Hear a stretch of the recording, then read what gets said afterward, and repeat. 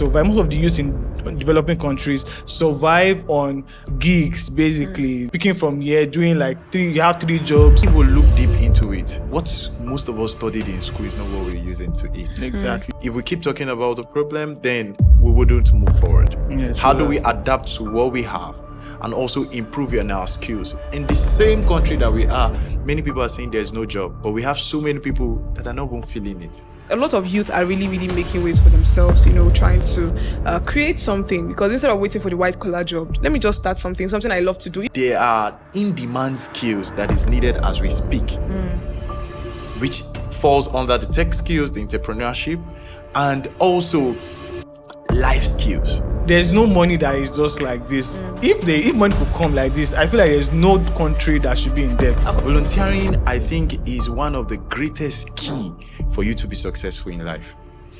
What it exposes you to, your field might not expose you to it. Real life starts after school. So whatever you pass through in school, when you come out, nobody's going to ask you what's biochemistry. Exactly. So you need to actually learn, and life is a learning process all through till you die.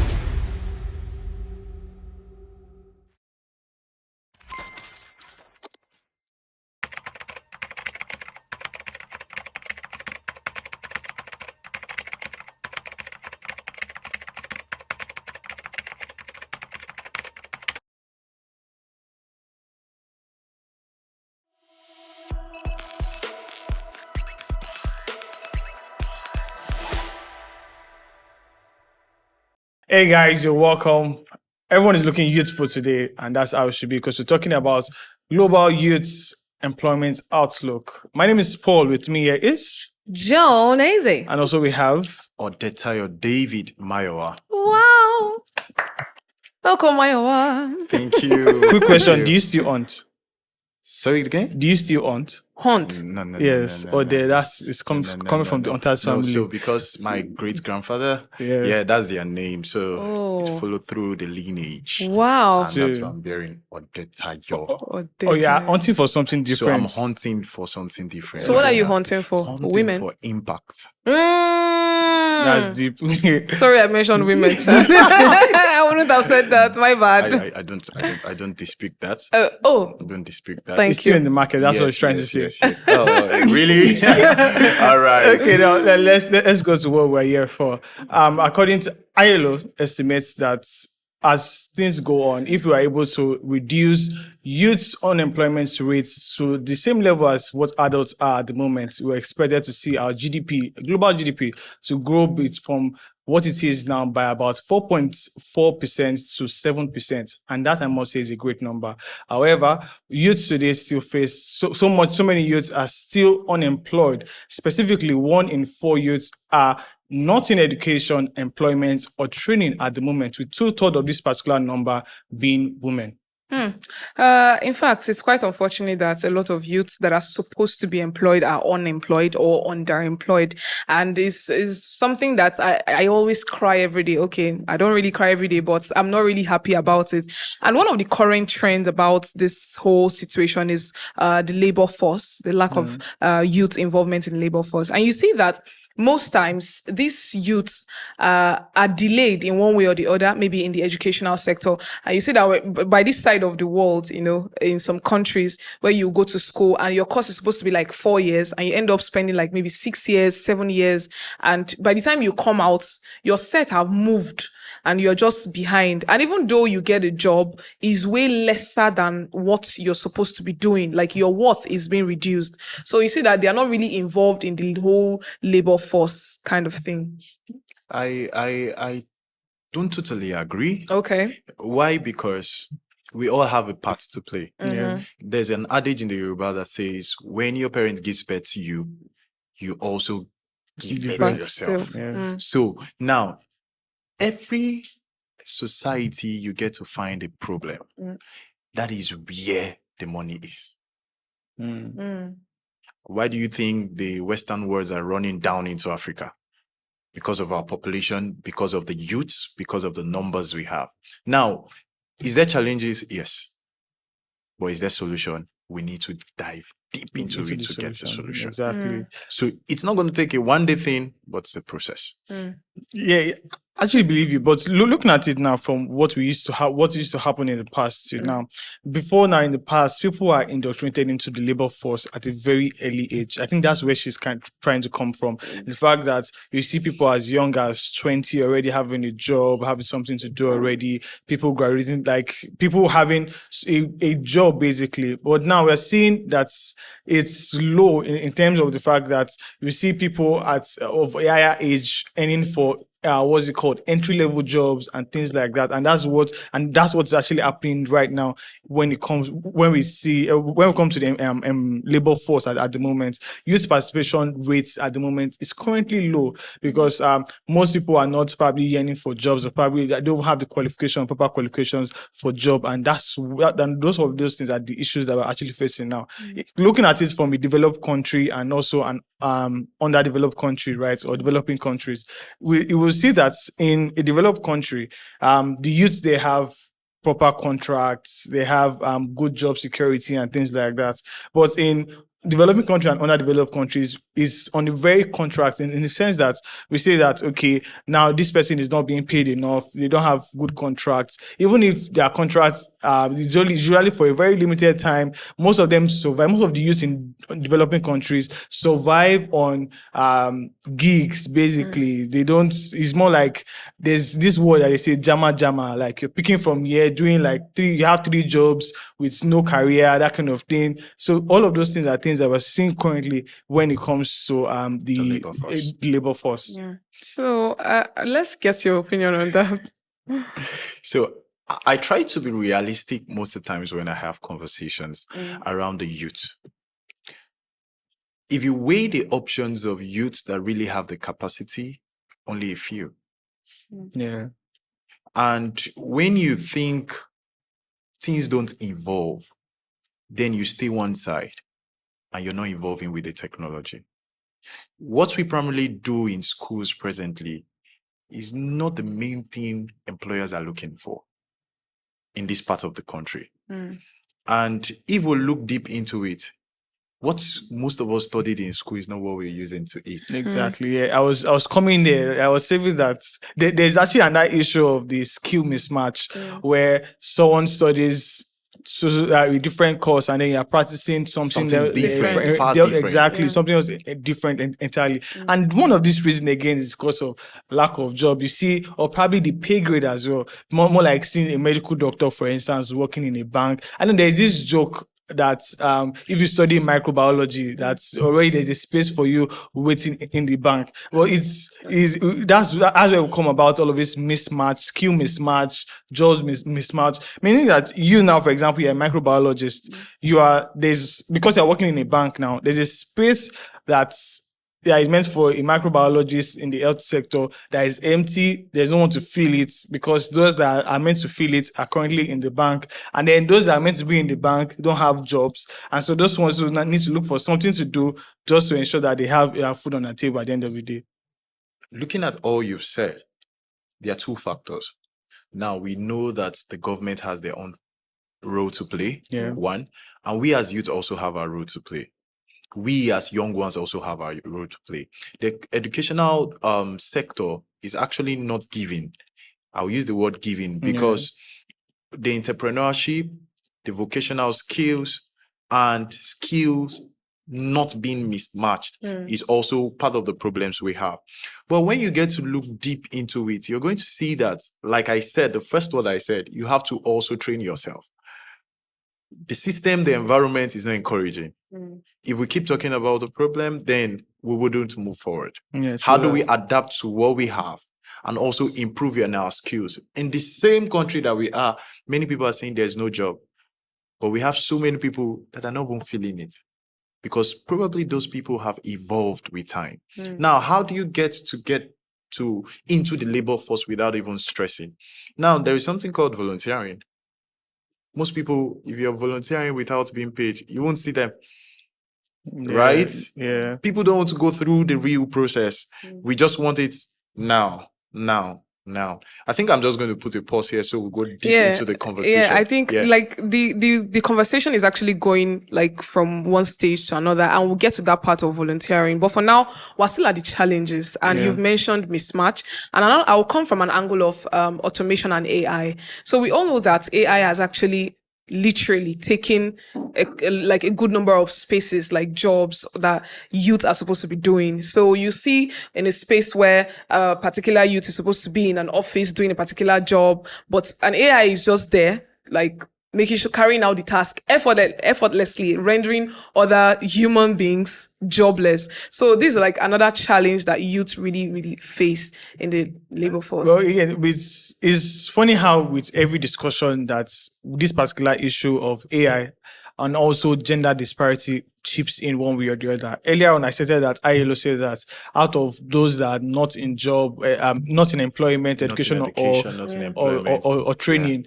right? Third of those number are actually female. In the sense that already they've been more like segregated. Like there's a gap between the male and the female gender, in the sense that okay, you're a female, you don't need to go to school.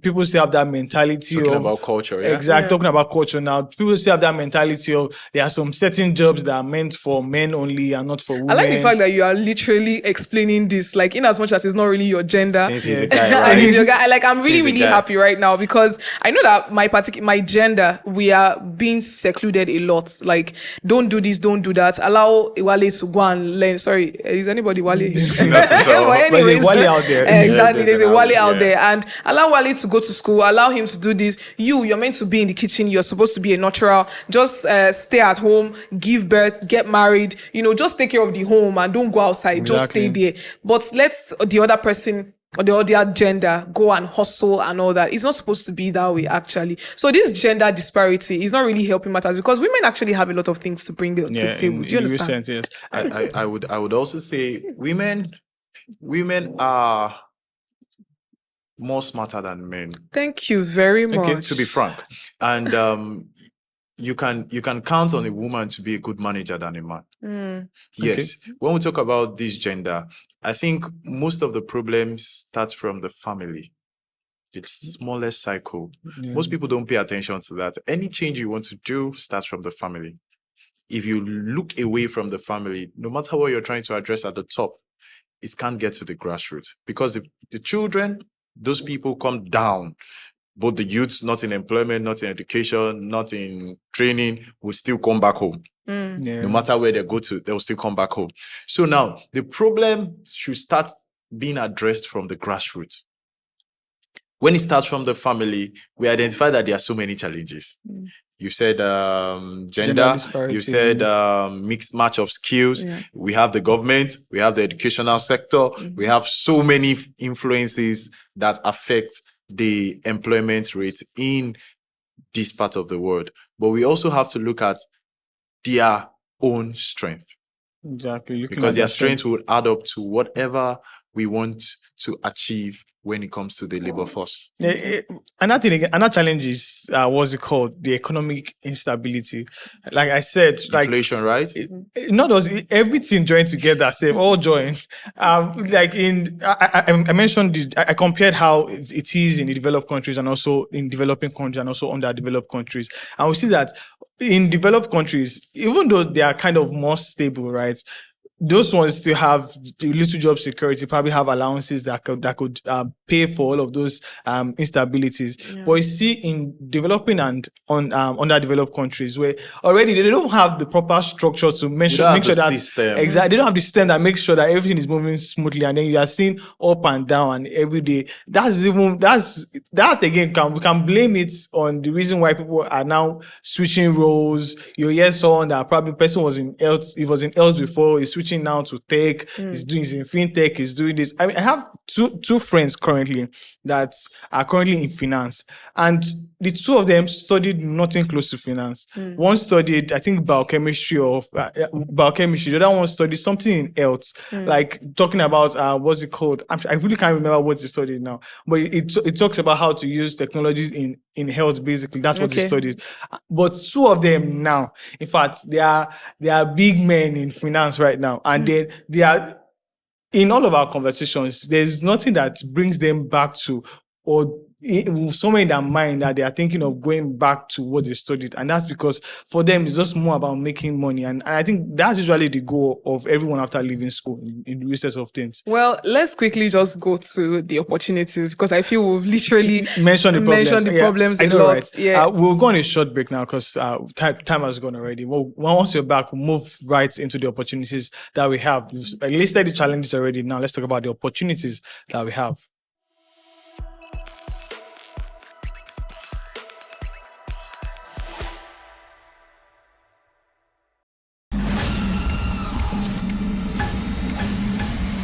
Hey everyone, let's face it, our world today experiences numerous challenges. And guess what? Our community isn't off the hook either. Most of the world issues are either not talked about enough or never talked about at all. But here on Timeline, we've got you covered.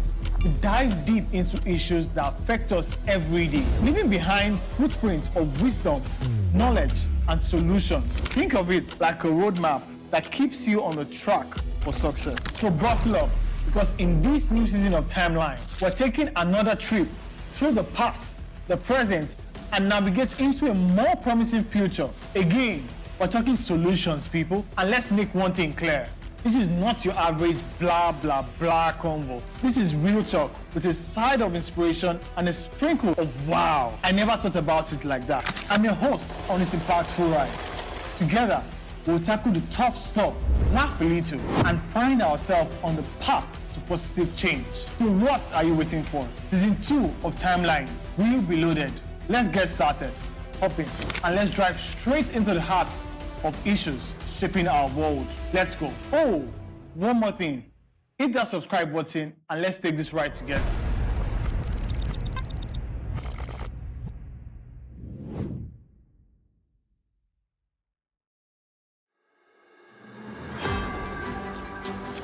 Every day, amazing stories of hope and tenacity unfold across the globe. On Hued Hour, we dive into these inspiring tales and discuss the vital work being done in the humanitarian and development space.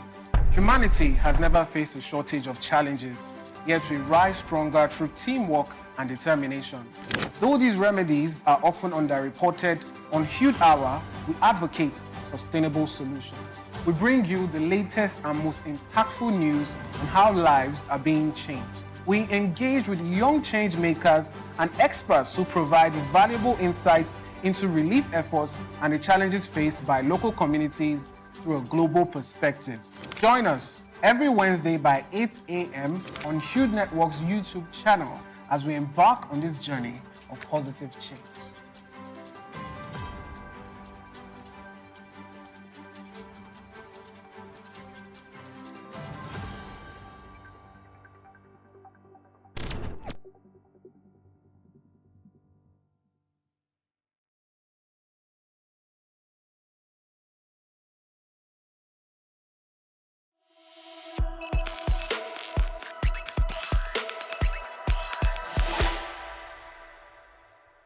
Yeah, welcome back. This is your Timeline. We're looking at how the employment environment is for youth at the moment, talking about a global youth employment outlook.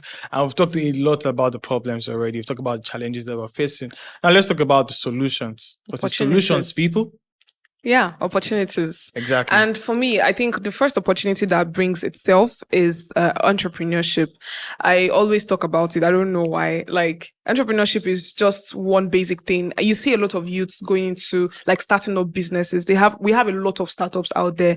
People into the hair business, fashion, someone like me, different kind of shoe business, different kind of things. So you see that a lot of youth are really, really making ways for themselves, trying to create something, because instead of waiting for the white collar job, let me just start something I love to do. Even as, I don't want to call it as little as content creation, because a lot of work is really being done in creating content. Actually, the fact that you have to sit down and think that is something that is going to like inspire someone and then make the person laugh at the same time. Because if your content is boring, you're not going to have followers and you're not going to make money. So you have to sit down and think. So all those kind of processes are not really easy. So for me, the entrepreneurship is one major opportunity that has actually brought out itself for youth. So the entrepreneurship is very, very timely. And I think most entrepreneurs should also have the mindset of endurance, because most businesses die after 2 years, some 5. And if you can scale through 5, then your business is standing. But most youth, once they've given it a try, boom, if it's not paying today, they're giving up and they're going into something else. Yeah. Also, adding to the entrepreneurship, I think tech jobs. Tech jobs are really, really, really, really, really, really, really one of the opportunities that we can't even talk without actually pointing at. We have young developers, we have graphic designers, product designers, we have even digital marketing. It's a tech job. Content creation is a tech job. Anything you can do with your phone online is a tech job. How do you now leapfrog that skills to be professional and world class is also a very good opportunity, because that's why we have front-end developers, back-end developers, we have junior developers, senior developers. So you have to keep fanning your skills for you to still stand in the global stage. And that's why you see there are some places you can actually pay even master of ceremonies. Funny enough, you can pay them X amount of money and others will tell you, no, you can't give me that amount, because the tech skills and the things that they have put into place actually is part of what we have in the labor force. Before now, nobody goes for master class or master of ceremonies. But now people go for master class or master of ceremonies. Back to the labor force, because there are in-demand skills that is needed as we speak, which falls under the tech skills, the entrepreneurship, and also life skills like humanitarian services. All of these things are skills that are actually needed as we speak. So the opportunities varies, and there are so many opportunities.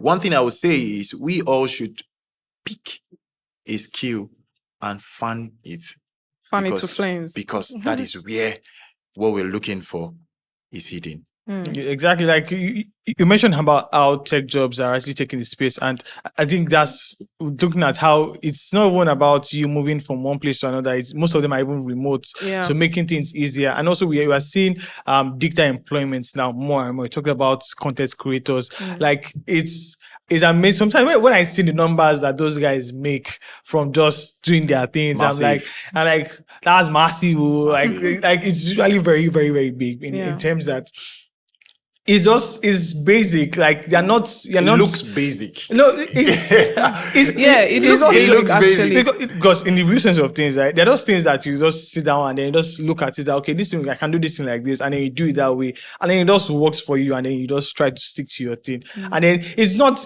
My point is that it doesn't require so much. It's not about, okay, the world is moving around now, so now I can't do this because of that. But it's just how you want to do it, how you want the world to see You're it. unique. Exactly. That's the point. I think it was you that was telling me that someone just sat on her bed and she was just crunching on chips, and that was how she just blew. Exactly. Like it's as basic as that. Not everybody. Not everybody. Exactly. Yeah. So you think it's easy, but you try it and see if it sells for you. There are people that even does more comedy than Sabinus. Than Nasboy. They are good. Their content is solid. We are not saying now. Let's use Pella as an example. I really want to go into all of the discussions. You talk about volunteering earlier on, and you see today that you mentioned also, I'm working in humanitarian space and things like that. And that's actually, there are opportunities there in the research of things. And one thing that I love NGOs for is that they always give room for people to come and volunteer. And I was talking to a professor one time, and he was asking me, how many volunteering roles have you took up in your whole life like this? I'm like, then it was now educating me that it's not just about one issue about youth today, is about making money. Quick money. Instantly. You need to put the instant money. That's why I did like this. Like, it had to just come like film. But one thing that we failed to realize is the fact that there's no money that is just like this. If money could come like this, I feel like there's no country that should be in debt. According to Nollywood self, if you make money like this, you will pay. You will pay for it. Exactly. If money was that quick to make, right, no country would be running into debt. And so if we could just try to ensure that, look at you don't know this thing yet. You're not an expert at this field. Go and learn from something, from doing a volunteering job. Once you're able to volunteer for a while, there are even some things that you will catch your interest. I remember I'm speaking to a senior colleague, and I was telling me it was when he was volunteering at a particular NGO. That's when he knew that there was something as procurement, like procurement officer, and then it to him that he wants to go and study masters. I think that's in supply chain and things like that. And it's just because they're actually supply chain managers and things like that. So it's just you won't see, because inside the classroom is so boxed that you don't see past your maths, English.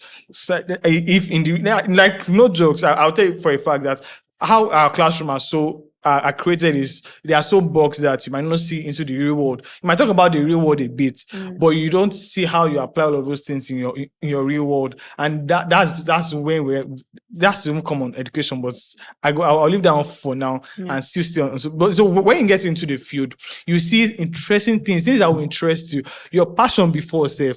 I'll tell you for a fact that my passion while I was in school is not the same as now.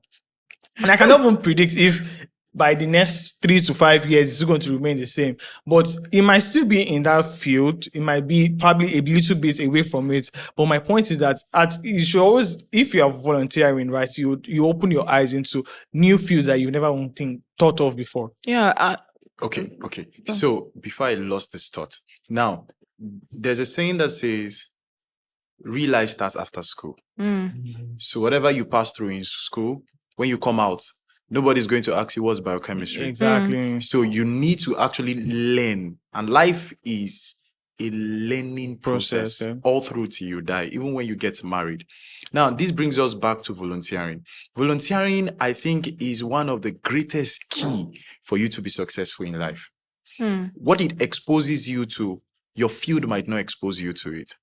Because it takes you through different processes, different fields, and you gain experience from there. And you see that I want to use myself as an example. While I was in university, I happened to be a master of ceremony. Oh, wow. I was the DOS of the school. So I wrote down in 200 to 300 level, I wanted to start a non-profit. And when I started where I worked, I'm working presently, I started in a volunteering role. And there were days, there were no months, like I'm not telling you 7 months, no salary, but we're still working. And funny enough, I got a job with no CV. Now, this is like a testimony, but just gets me. The person I work with happened to see me and see the strength that is in me. Volunteering, don't forget. Now, he identified, oh, you're good in this space. Why don't you start something like this? And boom, my vision is embedded in his vision, because there is something called V2V, vision in vision. And I've started my NGO with mentorship and volunteering, because don't forget, when you're volunteering, there's someone who is mentoring. Yeah, exactly. So with mentorship and volunteering, my non-profit will be 3 this year, but I can bet you that we've impacted over 10,000 lives. Not in one state. I'm talking about 6 states in this country. Now, what I'm saying in essence is, what volunteering can do for you, your paid job might not do it for you. Yeah. It will not do mentorship for you. The finances you're looking for when you're done volunteering, the network you're going to get And the and exposure. net what you're going to get is going to build on that labor force you're looking for. Yeah, looking at all of that, we talk about a lot of opportunities. Now, what are those policies that we can even put in place? I know one for one is to actually to invest more in education, increase the budget in education, and also we should try to focus more on vocational training, get skills, teach these skills of professional, that's on a professional skill. And there are a lot of skills that are there today now, but there is no standardization of all of those things. There's no exam to say that, oh, you're qualified this, you're qualified that. So if we could try to invest and also switch our focus into all of those things, we should see probably surely see a reduce in terms of youth unemployment. I would just say that young entrepreneurs right now, they are really, really doing a lot. You see people or young people say that he's wanting to start a business and he's wanting to like continue the business, and managing a business in this part of the world is very, very difficult. So in order to make it a little bit easy for them, I think they should have access to loans, mentorships, just like you mentioned. Very, very important, because you cannot say you want to go into something and you don't have someone to hold you by the hand, to guide you, to say that, okay, these are the challenges or these are the mistakes I made. Don't make such mistakes. Or even though you encounter such challenges, this is how you're going to overcome it. So it's very, very important for youth to be supported, entrepreneurship and every other aspect. Let them be supported. Let mentorship be allowed given to them. Let them have access to micro loans, and of course we'll have a better youth and we'll have more content creators that will be very easy for them to create content. Because another thing about content creation is their costumes alone. I'm coming from the angle of fashion designing right now. Like, you see a video of just maybe 30 seconds. But what they use to produce that video takes months. Exactly. They'll just blow powder and that's it. But that powder, the person behind, the person sitting down, everything, it took in a lot of work. So at least if somebody like you now, Paul, by the time you invest, and Olga, you too, when you invest in this kind of people, why not yourself? No, me, I will invest. You can invest in me. Oh, really? All right, that makes sense. Yeah. That makes sense. I think also the gigs has to be regulated. Yeah. Because it's just like a garden, where you have a garden, and let me just say, the youths not in education, not in employment, and not in training, they are just like a garden that are waiting to explore. So some will grow, some will not grow. Some will be eating and be getting fat, while others are just going to be there and they're going to, we spoke about gender, right? Yeah. So that's where it comes in. If it's being regulated, the AI skills and everything, the gigs being regulated properly, we're going to have a whole lot of people that are going to be benefiting from it, not Equal a access, one-sided thing. And also the educational sector, the vocational sector, all should also be invested in, because our education needs to be taking a step higher. Exactly. Taking things higher. Because if you look at the Western world, from secondary school, high school, they've started volunteering 1 hour. They're getting all of these things, entrepreneurship. Yes, they're getting Introducing paid, them into stuff real like life that. situations, So we do more of the talking while our education sector is sick, and we really need to put more interest in that. And also, I could remember when I was in the university also, there's something called entrepreneurship. We did entrepreneurship, CDS, right? I think it CD, should start now. Not community development service when you are serving. No, I said from primary school, when they have these skills, because education is not by the paper you get, but how informed you are in that field. Exactly. So if we pay more attention to those things and invest more on vocational skills education and all of this, I think we're going to actually have more people in the labor force. We've actually said a lot on this subject matter, and it's just high hopes for me than expecting that we see improvements in the coming future. My name is Paul, and it's been a lovely episode. Thank you very much for joining. And David. I am Odetayo David Mayowa. And with me here also was Jonese. until I come your way again. Bye for now. Bye, guys.